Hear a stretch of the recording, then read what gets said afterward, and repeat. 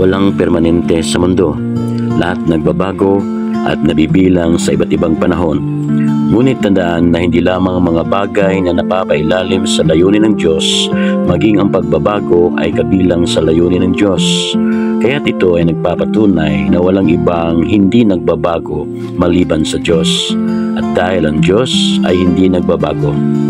Ito ang nakasulat sa Malakias chapter 3 verse 6, sapagkat ako ang Panginoon ay hindi nagbabago.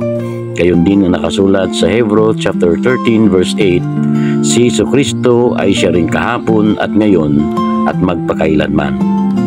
Hindi rin magbabago ang kanyang pangako sa atin.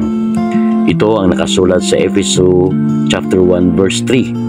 Kaya pasalamatan natin ang Diyos at Ama ng ating Panginoong Jesucristo na siyang nagpala sa atin ng lahat ng espiritual na kaloob ng langit sa ating pagkakaisa kay Kristo. Dahil kapag naunawaan natin na may takdang panahon para sa lahat, maunawaan din natin na ang pagpapakabanal sa panahon na ibinigay sa atin ng Diyos ay humahantong sa isang mabuting pag-aalay at mainit na pasasalamat. Makikita natin na ang bawat araw ng ating buhay ngayon ay araw ng pasasalamat at pag-aalay. God bless everyone.